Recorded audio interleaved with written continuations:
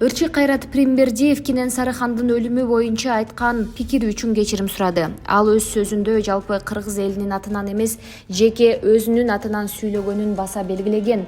Ырчы аны менен маек 1 саатка созулганын айтып, бирок форматтан улам ал кечирим сураган кыска үзүндү жарыяланганын жана жалпы видеонун маңызы башкача болгонун кошумчалаган.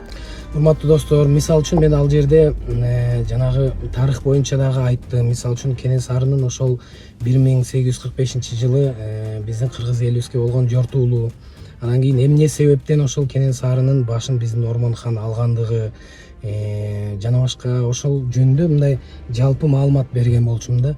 Анан кийин Кудайым буйруса ал жака запрос жөнөттүм, ошол толук видеону мага жөнөткүлө дедим. Себеп дегенде баягы азыр мекендештерибизде кичине түшүнбөстүк болгондуктан, биз кыргыз эли бир мындай улуу эл болгондуктан, айкөл эл болгондуктан ошол айкөлдүккө салып ошол кечиримди биринчи мен өзүм атыман ошондой кечирим сурап туруп. Бул окуя боюнча Маданият министрлиги ырчыга чара көрүү же көрбөө боюнча кеңешме өткөрүп жатат, кошумча маалыматтар берилет.